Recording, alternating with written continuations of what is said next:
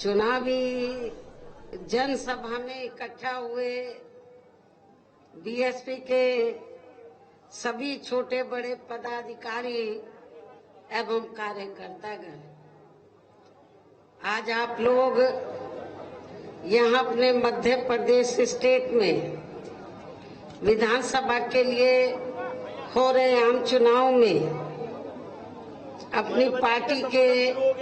उम्मीदवारों के समर्थन में मुझे सुनने के लिए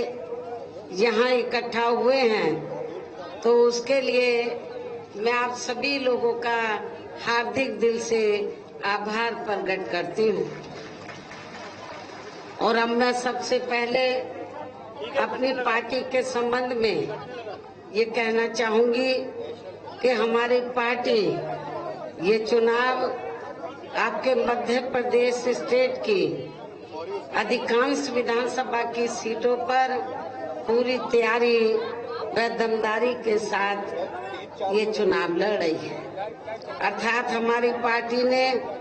इस चुनाव में यहाँ केवल गोंडवाना गणतंत्र पार्टी को छोड़कर अन्य किसी भी पार्टी के साथ किसी भी प्रकार का कोई भी चुनावी समझौता आदि नहीं किया है। इसके साथ ही हमने बीएसपी से जुड़ने की तादाद को ध्यान में रखकर फिर उसी अनुपात में ही यहाँ सर्व समाज के लोगों को टिकट भी दिए हैं। लेकिन अब मैं इस हो रहे विधानसभा चुनाव में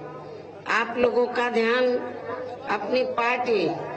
बीएसपी को कामयाब बनाने के लिए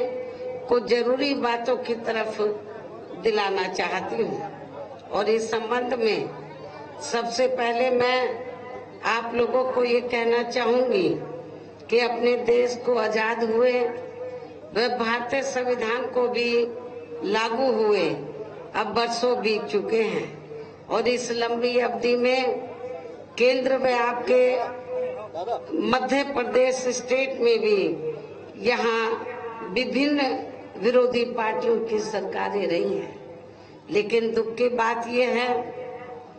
कि इस दौरान यहाँ सभी विरोधी पार्टियों की रही सरकारों में आपके प्रदेश सहित पूरे देश में भी सर्व समाज में से विशेषकर दलितों, आदिवासियों, पिछड़े वर्गों, मुस्लिम व अन्य धार्मिक अल्पसंख्यकों के साथ साथ गरीबों, मजदूरों, किसानों, छोटे व्यापारियों एवं अन्य मेहनतकश लोगों का भी पूर्ण रूप से विकास व उत्थान आदि नहीं हो सका है, जिनकी सरकारों की नीतियों व कार्यशैली को अब इन्हें और ज्यादा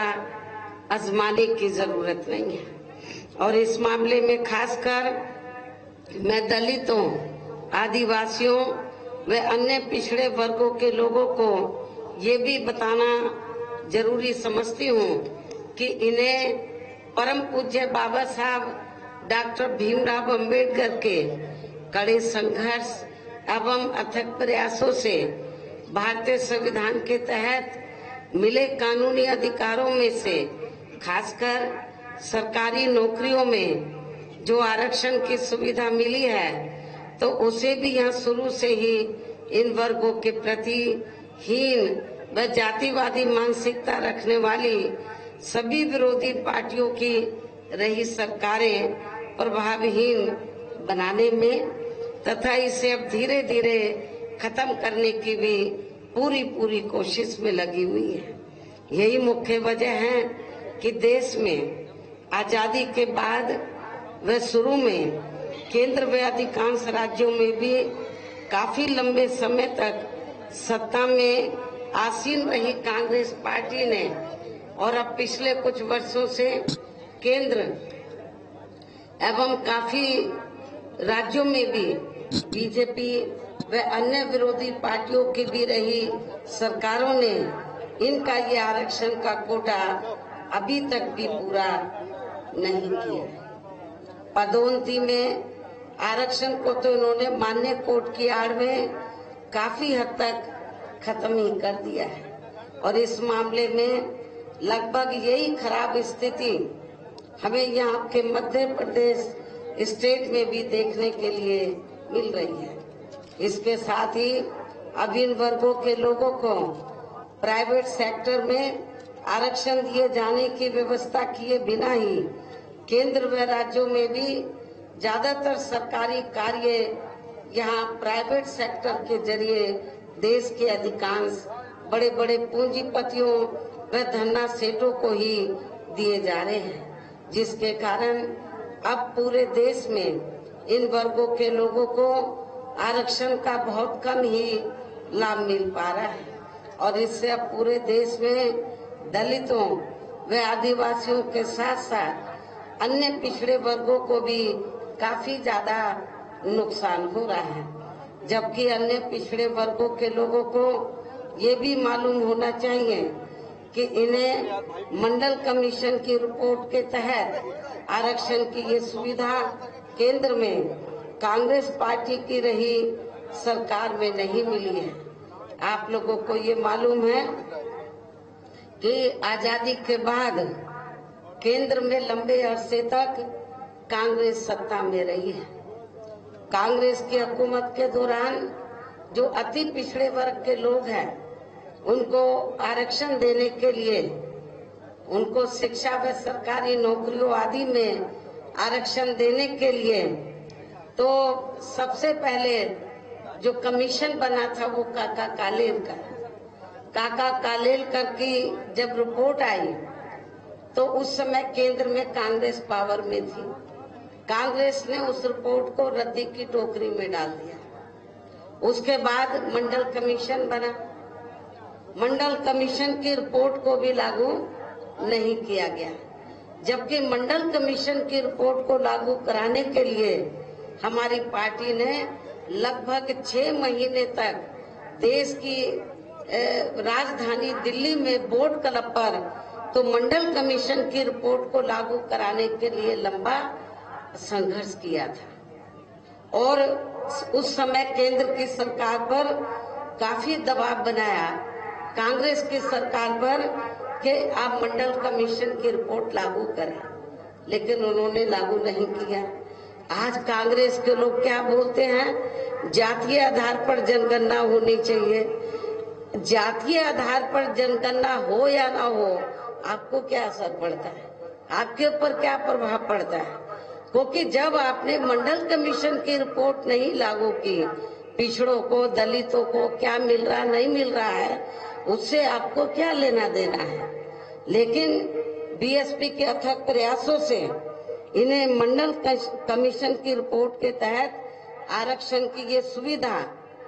केंद्र में कांग्रेस पार्टी की रही सरकार में नहीं मिली है, बल्कि बीएसपी के कड़े संघर्ष एवं अथक प्रयासों से ही केंद्र में रही श्री बीपी सिंह की सरकार में इन्हें ये सुविधा मिली है, जिसका अब यहाँ जातिवादी विरोधी पार्टियों की सरकारें इन्हें पूरा लाभ नहीं दे पा रही हैं। इसके साथ ही श्री बीपी सिंह की सरकार में इन वर्गों के मसीहा परम पूज्य बाबा साहब डॉक्टर भीमराव अंबेडकर को भी यहाँ भारत रत्न की उपाधि से सम्मानित किया गया है, जिसके लिए वो हर प्रकार से पात्र भी थे, जो बहुत पहले ही इनको ये सम्मान मिल जाना चाहिए था। लेकिन कांग्रेस पार्टी ने ये सम्मान